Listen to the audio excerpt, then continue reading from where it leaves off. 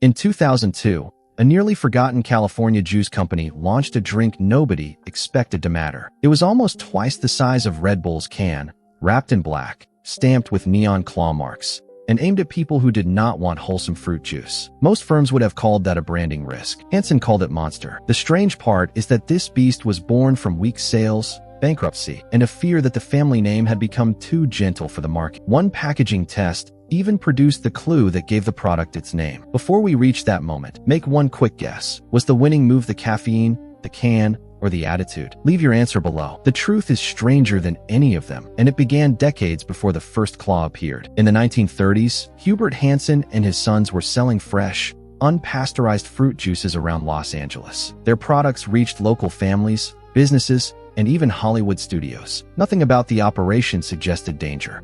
The company's identity was built around freshness, health, and a friendly family name. That image continued through the next generation. In 1977, Hubert's grandson Tim Hansen formed Hansen Foods to sell shelf-stable juices and blends. Soon, the company added Hansen's natural sodas, with flavors such as kiwi strawberry, mandarin lime, and mango orange. The brand looked colorful, clean, and safe. Competing against Coca-Cola, Pepsi, and Snapple was another story. Hansen struggled to grow beyond its regional base. In 1988, weak sales and the cost of financing a new factory pushed the company into bankruptcy. The family lost control of its own production system, and the Hansen name survived only because another company bought certain assets. That should have been the ending. Instead, it created the opening for two outsiders. In 1992, South African businessman Rodney Sachs and British investor Hilton Schlossberg acquired the Hansen's natural soda and apple juice business. The company had about a dozen employees, roughly $17 million in annual sales,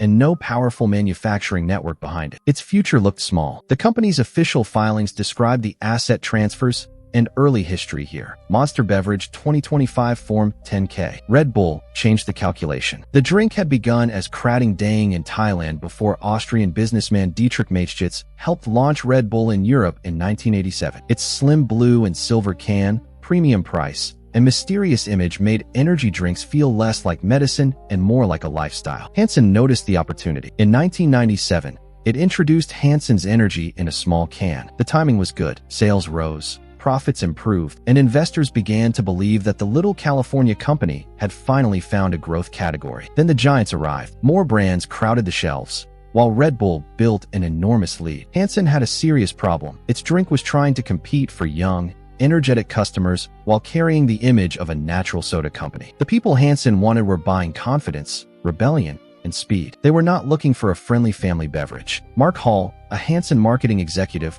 understood the gap. In his view, Red Bull looked like a white-collar drink. Hansen needed something rougher, louder, and closer to the world of tattoos, motorsports, rock music, and action sports. The board hesitated. A new name could damage the wholesome Hansen brand. Why risk the reputation the company had spent decades building? Hall kept pushing because the old identity was already failing in the energy category. A safer name might protect the past, but it could not win the future. Packaging research finally exposed the answer. Hansen tested different shapes, materials, and sizes. During one session, a participant compared the largest container with the smaller options and called it a monster. That casual comment solved two problems at once. The company had a name, and it had a physical identity. April 2002 brought the launch. The new product arrived in a large black can with 3 green claw marks forming an M. Its slogan was "Unleash the Beast." The message was almost the opposite of everything Hansen had represented. This was not a gentle drink for a quiet afternoon. It was a challenge in aluminum. The size mattered as much as the graphics. At roughly 16 ounces, Monster offered far more liquid than Red Bull's traditional 8.4-ounce can while keeping its price near the same level. Consumers saw immediate value. The can looked stronger, lasted longer, and felt like a better deal. What appeared to be a simple container was actually a pricing weapon. That decision changed the company's fate. Monster was not only selling energy, it was selling a new identity to people who wanted to appear tougher, faster, and less controlled. The caffeine helped, but the feeling did more work. A customer did not simply hold a beverage. He carried a black symbol that announced a certain kind of personality. Marketing turned that symbol into a culture. Monster sponsored athletes, motocross riders, skateboarders, snowboarders, race teams, and musicians. Instead of trying to behave like a traditional soft drink company, it moved toward places where risk already had an audience. When viewers saw the green claws on helmets, vehicles, shirts, and equipment. The logo became familiar before they ever tasted the product. If you enjoy stories about brands that survive by breaking their own rules, subscribe now, because Hansen's biggest transformation had not happened yet. The company still had to solve a problem that branding alone could not fix. How do you move a rebellious drink from a few shelves into the entire world? Direct distribution worked well at first. Local sales teams could place cans in the best positions at convenience stores and gas stations. But success created pressure. Demand spread faster than Hansen's small network could handle. The company needed national reach, better logistics, and access to international markets. In 2006, Hansen secured a major distribution agreement with Anheuser-Busch. In 2008, it added Coca-Cola distribution in the United States and internationally. The drink's rebellious personality was now traveling through some of the most powerful beverage systems on Earth. The contradiction was becoming impossible to ignore. Monster looked independent, dangerous, and anti-establishment. Behind the scenes, it depended on careful contracts, manufacturing partners, retailer relationships, and massive distribution networks. The product sold rebellion, but the business operated through control. By 2012, Monster had become so important that Hansen Natural Corporation changed its name to Monster Beverage Corporation. The former side project had swallowed the company that created it. More than a product had been renamed. The entire corporate identity had been rebuilt around one risky experiment. That success also created a darker question. Monster's advertising, sponsorships, and extreme sports image naturally attracted young people. In 2013, San Francisco's city attorney sued the company, alleging that it marketed highly caffeinated drinks to children and violated consumer protection laws. Monster denied the allegations. The case reflected a larger conflict surrounding energy drinks.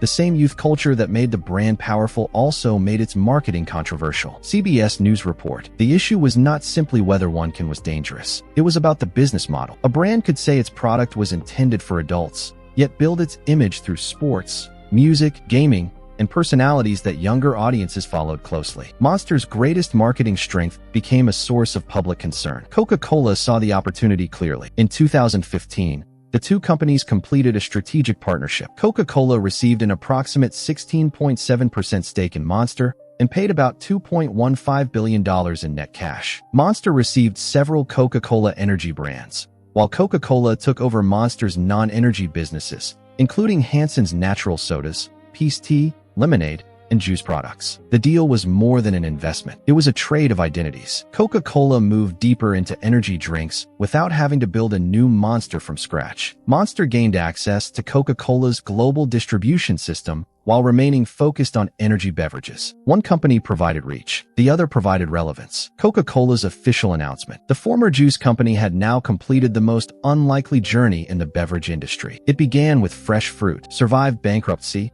borrowed inspiration from a Thai drink and an Austrian rival, then became a global symbol of controlled excess. Expansion continued through new flavors, zero-sugar products, coffee drinks, teas, sports beverages, alcohol brands, and acquisitions. In 2022, Monster acquired Monster Brewing Company, entering the alcohol sector. In 2023, it acquired the Bang energy drink business. The strategy was familiar: find a growing category, attach the claw marks, and give consumers another way to remain inside the Monster world. Today, the scale is difficult to compare with the company's early years. Monster Beverage reported record net sales of about $8.29 billion for 2025, with sales outside the United States reaching approximately $3.44 billion.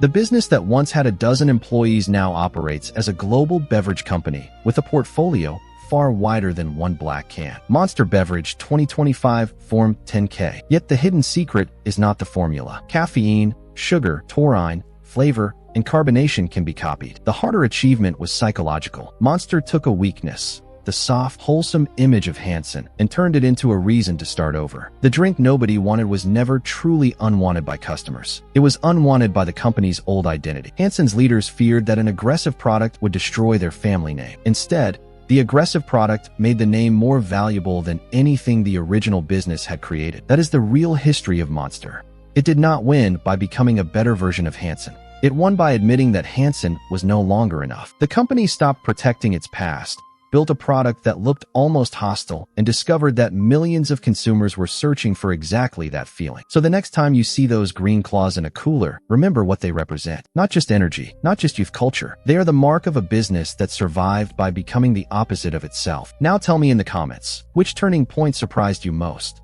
The bankruptcy, the giant can, the Clawmart branding, or the Coca-Cola deal? And if this story changed the way you see the drink, subscribe for the next brand history that hides a much stranger past.